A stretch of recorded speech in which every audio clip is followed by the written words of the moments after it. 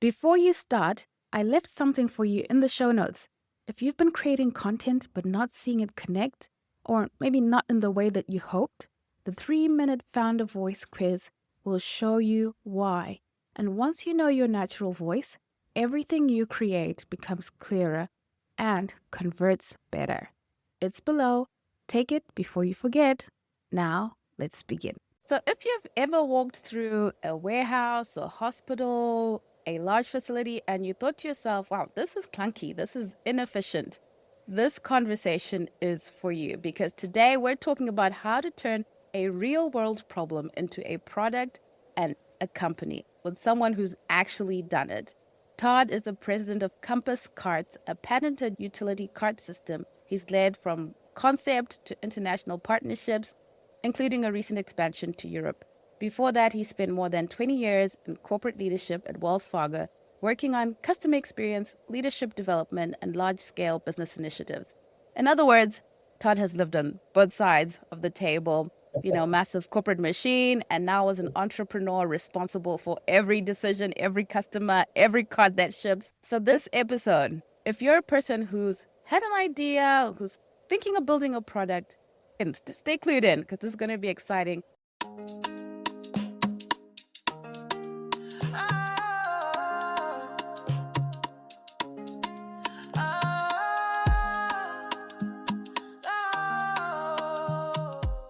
Thank you so much for joining the Entrepreneur's Kitchen. Todd, please, I'll start with, who are you and what's your mission? So thank you very much. I'm Todd Hanson, owner and inventor of Compass Carts. Came up with the idea, like Priscilla mentioned earlier, we had a problem when we were hunting, and we had two different products. One was a cart and one was a hauler, the typical hauler you might see on the back of your SUV or truck or RV, carrying coolers or things like that, kind of give you the picture. It's a hard one to envision. You almost got to kind of see it to understand how this works. But basically, we had two products, and I thought, why can't those two things be one and the same? And that's really how the idea started. Tell us about the moment that you realized that, okay, this can be a product. Because you're solving for this experience when you're going hunting. Yeah. And at one point, do you say, this is not just a me thing wanting to put two things together, but this is a product that has a market?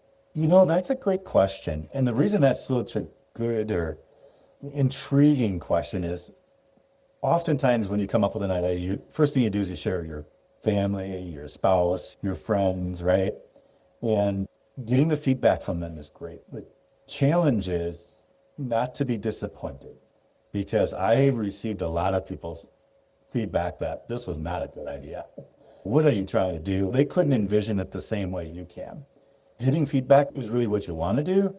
It's not always the best thing. Maybe you have to develop your idea a little bit beyond being able to explain or share the idea a little bit more before you share it. But that was the key part, is getting that idea out there, learning a little bit about it, getting some feedback. And then I believed in it so wholeheartedly that I started making prototypes just to see if it really would work. Now, I'm thinking of your corporate background and then creating the prototype. How did you go about that? Because some people think, okay, I can work with my hands. I've been typing. That's all I know how to do is type. But I have this idea. And how do I go about that? There's lots of different ways to do it.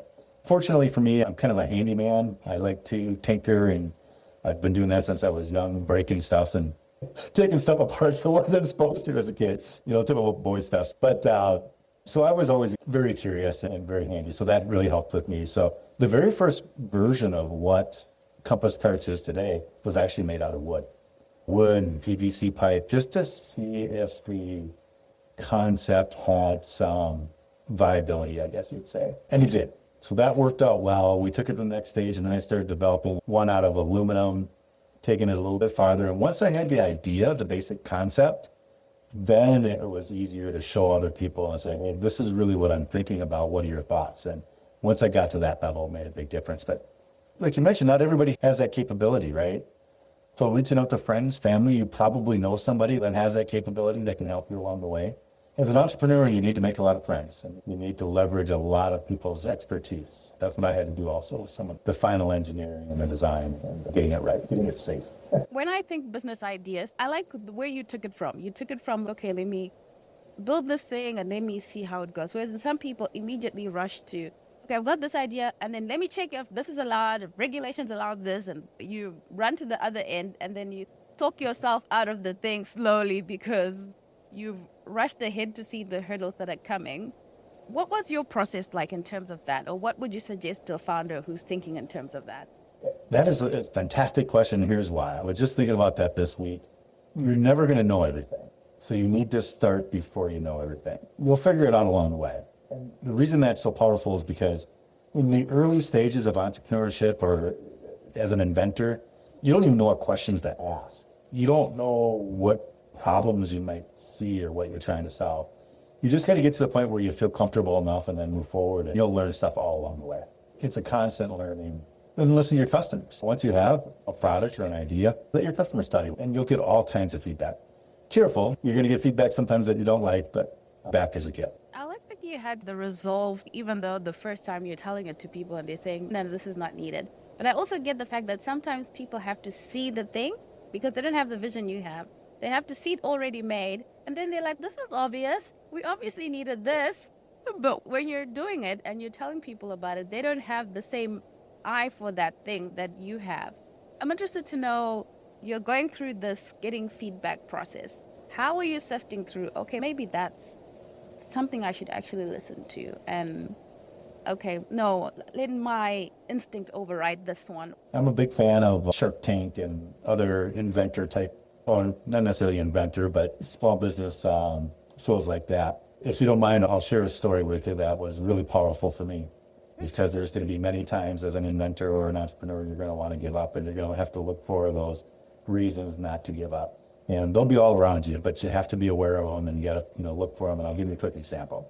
On my first year into design development, I had the idea, and this is the first time I went to a manufacturer to make the product. And we already went through at the manufacturer probably 11, 12 different designs before I finally had one. And I had an invite to show at a major retailer, because I showed them the very first rough draft. I said, hey, this is just a rough draft. Would you be interested in talking with me about whether or not this is the kind of product that would fit? They invited me to pitch it to them. So very similar to a Shark Tank. I finally had the product just about ready. I'll give you the quick timeline. We spent 8 months in preparation for the show, getting the product ready. The week before the show, we still didn't have a product. We finally got the product, had like 3 o'clock the day before, and it didn't work. Things were broken, things didn't work as designed, and I'm just an absolute mess. But I figured out the parts that we'd have to fix before we go to production. So meanwhile, I've got a 5-hour drive to get to this presentation. And it's very Shark Tank-like. You have 10 minutes to set up, 15 minutes to present, 10 minutes for questions. Very aggressive. I'm about halfway down. I'm not comfortable. This is probably the biggest pitch I'm ever going to have in my life. We consider turning around. Fortunately, I had my daughter with me. I paused. I'm a little choked up over this one. My daughter was sitting next to me, and she wanted a coffee, so we pulled into a Starbucks coffee right by us on the highway. And as we were pulling in, a car pulls in behind us, pulls up next to me, and says, "What is that? That is really cool." I tell you what, when they saw that on the truck and came in and actually pulled in to ask about it, I knew I was on the right track. You don't get something quite as positive as that along the way, but you have to take those positive comments and positive feedback and just use it as a way to power your motivation, your energy. And you got to go for it. Don't give up. Yeah, thank you for sharing that. That's so powerful. Look, you took your why with you. Your daughter was right there. Sometimes you got to move with the why as a sidekick when you're going places to keep you on track. But that nod, that's someone who doesn't know you, doesn't know what you're doing, has no idea. Wait a minute, you got something there. That was huge. I think back to that a lot because since then there's been a lot of setbacks along the way. There was times where I was wondering if I should keep going. The feedback is there and the positive opportunities are there. I'm glad I stuck with it because we really have grown since those days. And there's so many things I've learned along the way. You'll always learn. That's amazing, Todd. Thank you for sharing that, because I think founders assume that when you have something great, it's just going to be up and up and up. And right. This is the reality. But if you know the reality, then you're not going to be thrown off by the first thing or totally destroyed by the first thing that you encounter, because you're thinking about the process correctly. Yeah, no, you're right. And it takes time if you're selling to a major retailer, for example. It takes time for them to make a decision, and they want to know that you're going to be successful and you're still going to be here. So what I've learned is going after the major retailers, it's not a good starting spot. If you're going to go into retail or you're going to sell direct to consumer, maybe do that first. Start small, prove it out a little bit further, and then go after the larger retailers, which is where we're at today. Yeah. I'm thinking of the career that you had. Do you think your strategy to go straight to retail, I'm wondering how much of the corporate life, what you learned that helped you in terms of the way you were thinking about building your company, and what you learned that didn't help you? For me, the thing that came out of the corporate side that's helped me the most is process. Just follow a process, get a process in line, make sure you're thorough. That's really the important part. As you grow, as you scale, you're going to need to have processes in place, which is important for me because I'm not a process person. I like to just go for it, right? Just, here, give me the task, let's get it done. That's me. Having that corporate background has really helped, I think, that way.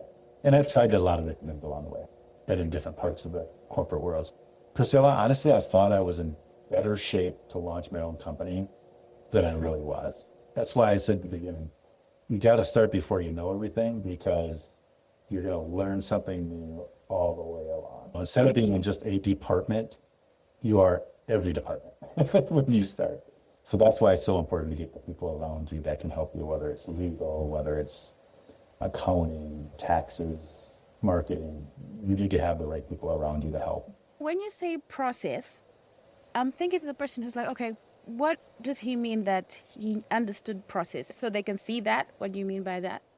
Yeah, so process, meaning whether it's a production process, or in other words, what does it take to take a product and place an order with a manufacturer? What do they need in those steps? Everything from giving them design to paying for it to shipping it to, where you're going to store it and all the logistics. And that's a process. The next process might be a customer's buying process, right? Understand what the steps of a customer is going to go through from the time they first learn about your product to the time they're trying to find more research about it, where they're trying to validate it, maybe they're trying to justify it in their own mind as far as pricing. So those are all the different processes that you have. As a small business, you really have to understand them all. It's worth it to take time to write it all out, including the business plan. What are you going to do from day one to the end of the first year? And then second year, what do you focus? And I'll tell you this, rarely do you stay on track with that, but it gives you a target and gives you a goal to know what to do with them. That's part of the process. Wow. I like that you explained that, because I think a lot of people have that energy of you just want to get into things, like you mentioned. My weakness. And I think that's what makes people want to be founders, because you don't want to have to sit around waiting. You just want to get in there and get things done. Yes. And that's why there's this attraction to entrepreneurship. But that's significant what you said about process, because when you don't have process, then when people aren't buying, you can't understand where the breakdown is. And then you can't fix it because you don't understand what should have happened and then what should have happened next. Okay, people are coming to the website, they're clicking, but they're not buying. So where in the process are you solving for? Where's it? It's just like people aren't buying. You can't fix that. Right. It's funny you say that, because that's exactly what we're working on today. We're trying to improve our conversion rates to the website and adding improvements to the website that makes it easier for a customer to go from, I like this, to I want to hit the buy button. And we didn't even rehearse this ahead of time. You're so good. No, when you said process, what does he mean? I'm so grateful you broke that down, because then it totally made sense. Because I also had that where I struggled with, they're not buying, and then I'm just doing a whole bunch of random things because there's no process. And the whole bunch of random things are not working, because still I don't understand why the random things are not working, because something was supposed to happen, and then what happens next, and then what happens next. This is good fun. Let me get back to my questions. Where are my questions? Okay. You have this corporate identity. You've learned things like structure, teams, and brand behind you when you're in corporate. And then you become a founder with a blank page, with an idea. How do you rebuild your identity in that transition? From, okay, this is not Wells Fargo anymore. This is me building Compass carts. And what does that look like? That's one reason I'm very fortunate to work for Wells Fargo. I spent some time in creating content for Wells Fargo. I had to understand brand identity, understand our corporate colors, our corporate marketing strategy. That alone really helped. And writing that down to start with, because 6 months down the road, you're going to go back and go, okay, what was that? Or if you have to share that with our team members, or in my case, manufacturing, having that part of my career was incredibly helpful. And the other thing that was really helpful, I'm going to take you off your question here just a little bit, but going back to the careers I had or the jobs I had prior to launching my own company, one of them I really didn't like. I was actually in manufacturing. It was very tedious for me. I was a machinist, basically made parts, and I really didn't like it. I only lasted there about 3 months. But what I learned in those 3 months has been so valuable for me launching this company, because I understood better how a product is made, going back to the process and the steps. I steered you off the branding thing a little bit, but sometimes you have a job or a task that you don't like to do. They all come around. It was really a helpful thing for me in growing or starting this company, to at least have an understanding of how to go from step to step. To go through that process is really good. That's important. I just thought of how I had a call center job. I think I lasted like a month and a half in that call center, because I just couldn't take the calling someone and then having them yell at me for hours, and then hanging up and calling another person and having them yell at me again. And Right. But looking back, I was like, I can't take this job anymore. But now, when you get a no and it's a polite no, pretty good. Right. You're exactly right. Those are the things that every entrepreneur can look back at and realize that it's part of who I am. It's what I've learned from those experiences. It's going to make you a better entrepreneur down the road. For sure. But I think people I hate my 9 to 5, but it's giving you the experiences that you're going to need as a founder. You don't want to start learning everything from scratch, because already it's so stressful and so painful. You at least want to have a few things in there that you know. You do. Yeah, you want to have some basics. If you don't know, go ask. You probably have somebody in the industry. From an inventor standpoint, if you've ever asked yourself, wouldn't it be great if? And if you can't find the if, you can't find that idea or the solution, whether it's a product or a service, you're probably onto something. And you probably know somebody in that arena. So leverage your friends. And we may not be friends, but you can leverage salespeople. I reached out to a patent attorney to learn a lot about the patent process. You're not going to know everything when you start. And that's okay. You can learn along the way. I think that's the thing. People are waiting to know everything. And Yeah, don't. It's impossible. Don't. Just get started. Now, Todd, you've always been a person who tinkers and plays around with things. Already you had an affinity to making things. Give us a timeline of, you see this thing, you have these two things that you think they could be one. You create the product. You take it to your first presentation. You have it now patented and going forward. Yep. The process on that, for everybody, it's going to be a little bit different. I'm a fan of Shark Tank, and Damon John says it can take 17 years to go from an idea to success. It doesn't happen overnight. For me, it took about 6 years. So the timeline was, I started with the product in my garage, advanced from a wood type to a metal using aluminum, validating some of the concept, the ideas. And once I had the basic concept, that's when I went out to seek more professional help, an engineer, some product development. And very fortunate, I've met great people along the way. But I've also had a lot of no's. Like you mentioned with one of your jobs, I've had plenty of manufacturers tell me no. So I spent about 2 years trying to find manufacturing, to the point where a lot of people could say they could do it, but you couldn't do it in an affordable way, or they didn't have time, or a number of different reasons.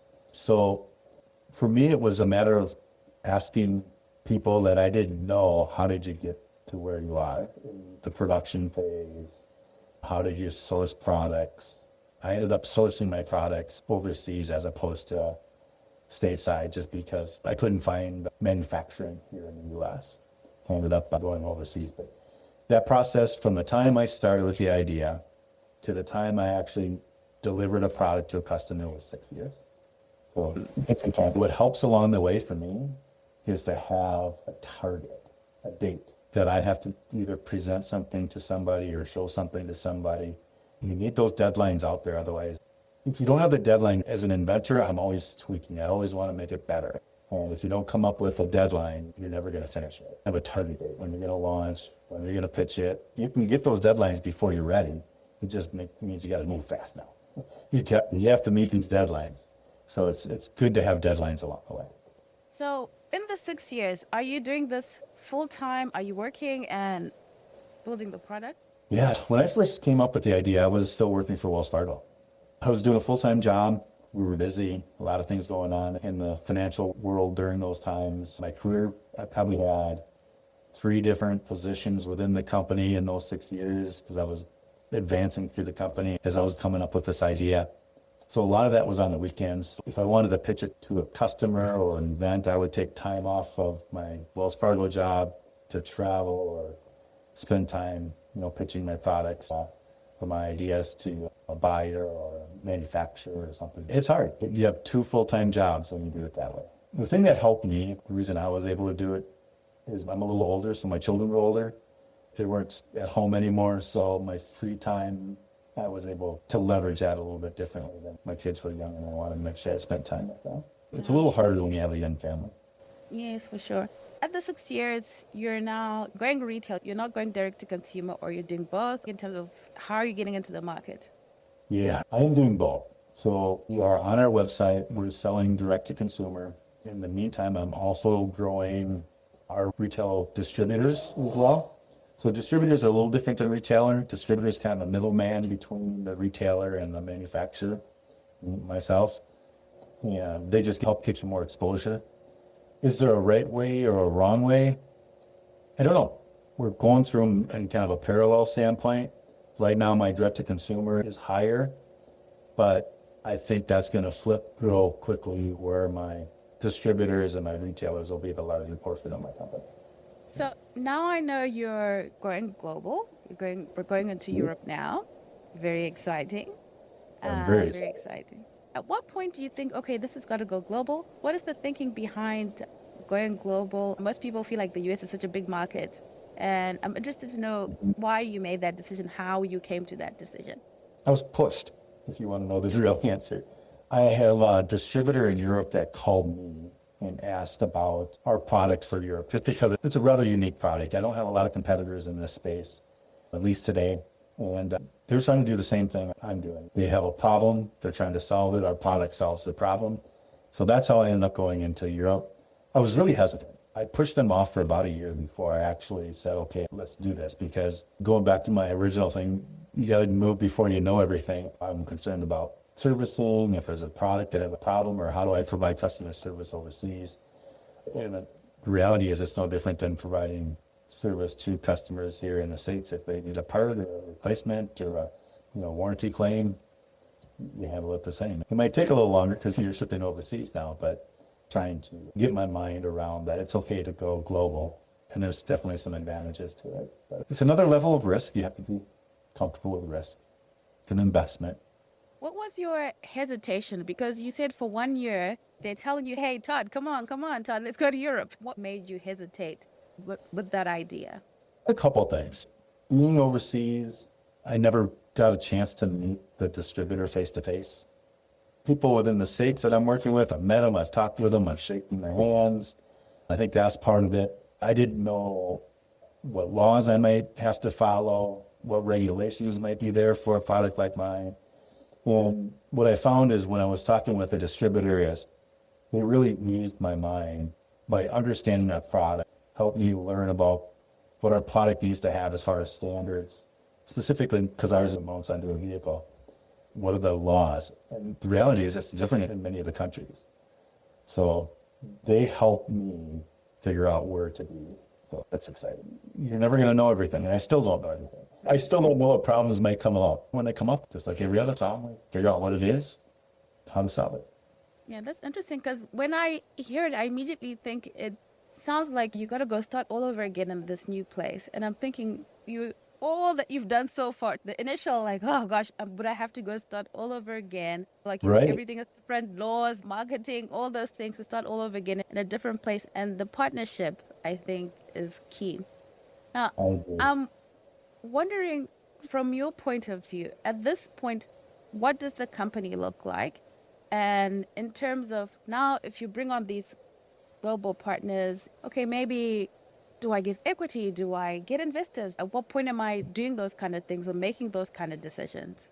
Yes, that's been a hot topic as of late. As we're growing, there's more financial strain on the company. The cost to move products is higher. Where I'm at right now is I'm still 100% owner. I don't have any investors. Would I consider taking on an investor? I've thought about that a lot, and I would if I had the right partner. And the reason I say that is I think you can move a lot faster with the right partner that doesn't necessarily act as just a bank. Meaning the right partner has contacts and resources and expertise that you don't have that can enhance the company. Good example of that would be like, look at Elon Musk, right? He's popular around the world. He owns Tesla, or is part owner of Tesla, but he actually only owns 9% of Tesla. So he's a very small owner in the overall big picture of the company, but he's moving fast because he's got the right people around him. So I think having the right person around you, having the right investor, I would certainly consider having one.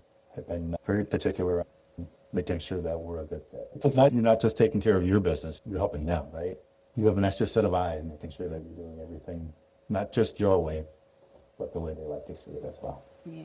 You've added another layer of, okay, yes, you're answerable to the customer, but now you've got somebody else who's got a stake in the business.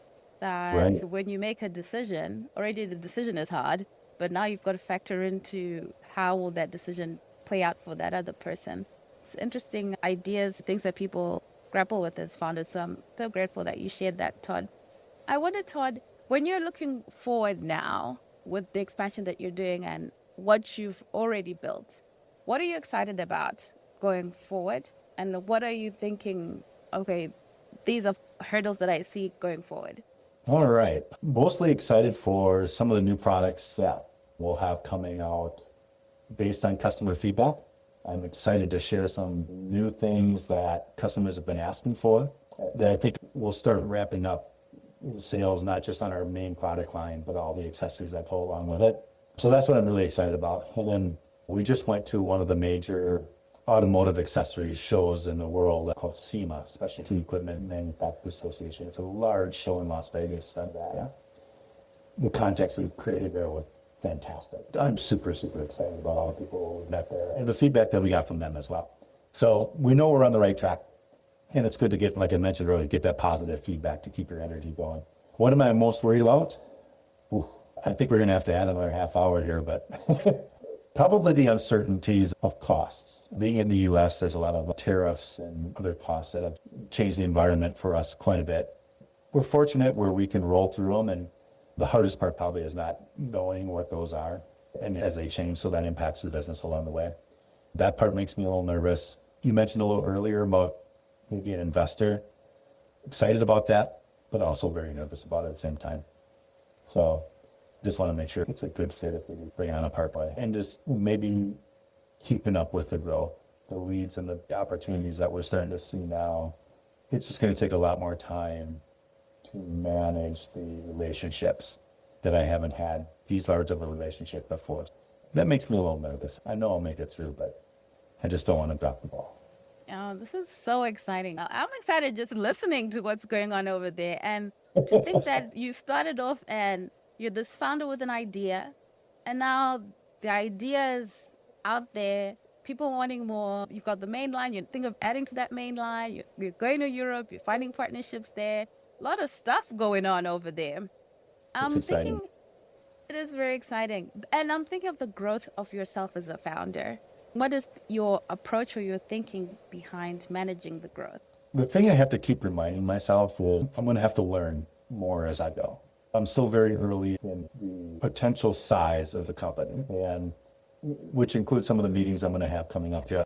I need to understand not just my business, but my customers' businesses. That's going to be a part that I have to keep in mind. I'm always going to have to keep learning. I don't know everything. What I found works best for me is I'm upfront with my businesses and say, hey, I don't know everything, but tell me about what you're doing, what you need me to do, and then let's see how we can make this work together.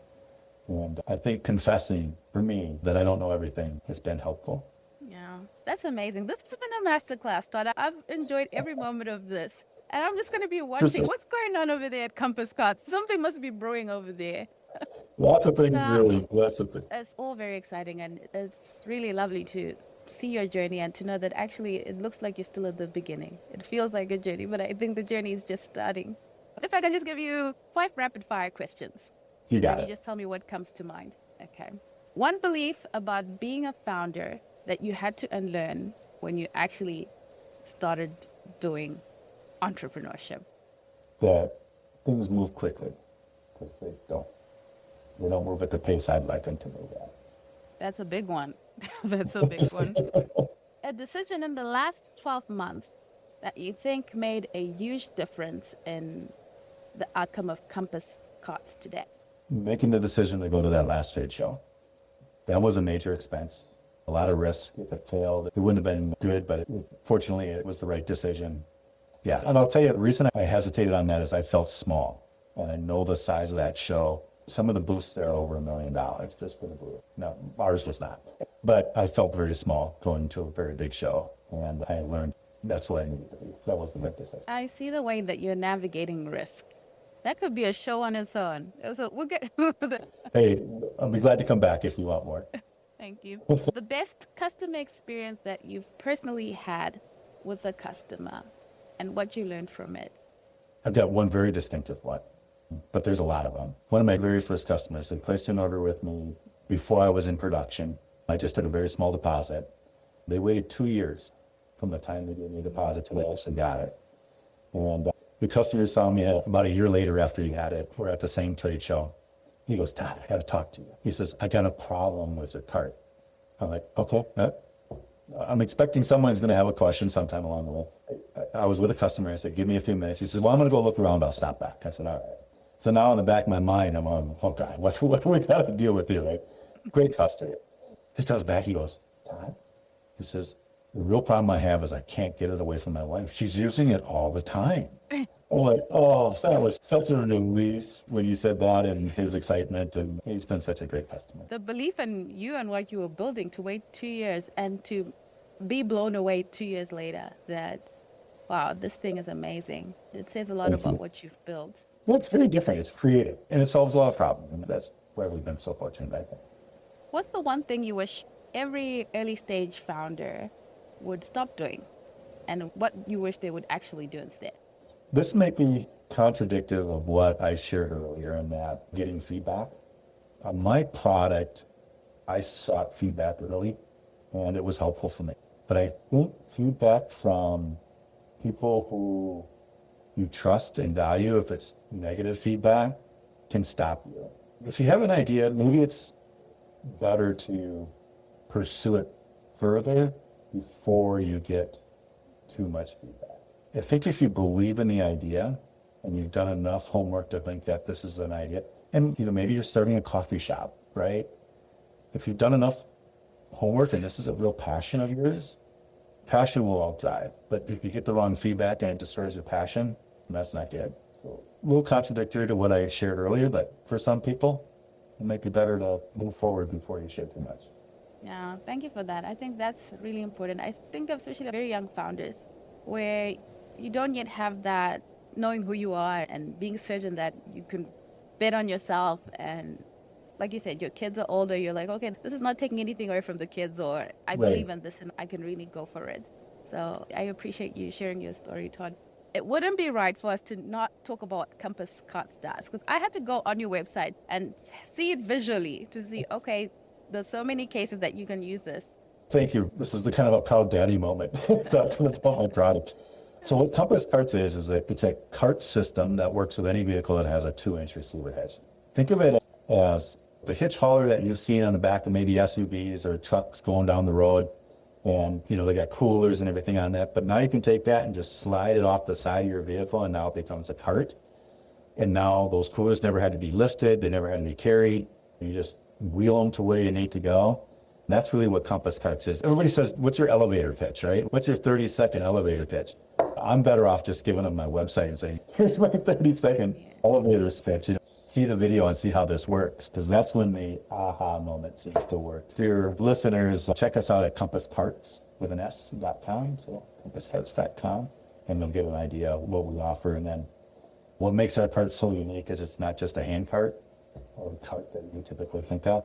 It's also a trailer, so it can connect to a bike, such as like the e-bikes are so popular now, so you can connect it to an e-bike.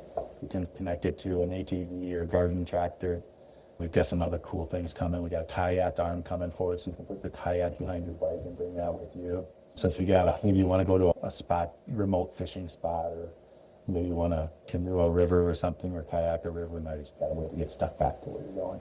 And then the other one, so here's an example of listening to your customers. We're going to come out with a kennel.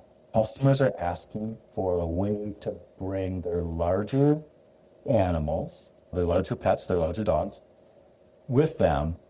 But most of the carriers today only handle the small to medium-sized pets. So our product's large enough, so we're just going to put a kennel system on the top that's easy to take on and off. It's just an accessory, so you can still use it for your, weekend trips. But then if you want to go for a little ride, your beloved puppy or dog, you can. Very exciting. And you were saying you don't have the elevator pitch. Actually, for the times that we're living in, your product is perfect for social media, where if you see it, you can imagine trying to explain something on social media. Okay. You're right. Good luck. How do you explain this in a radio ad? Well, good luck with that. It's perfect for the way that people are buying and the way people are marketing today's world. Where sometimes all you need to do is, if you see how it works, that's it. That's all you needed to do. Thank you so much, Todd. To the audience, I'll link Compass Carts so you can go on and check out what they're doing over there. Really exciting. And please, I wish you would write all these lessons somewhere so we could just go on and just follow and learn what it is that you're up to. I don't know if you're active on social media. You can find about myself on LinkedIn mostly, but you can also find a lot about the company on the social media platforms. Okay. Thank you so much. Please, audience, do that. I think this has been a really rich conversation. Thank you, Todd, for allowing me to go double the time, and you're still here and you're still sharing. I appreciate it. Thank you so much. This has been a blast. I'm glad you invited me to join you, and you're a pleasure to work with. So we're going to have to stay in touch. Oh, for sure. Thank you. All right. Thank you.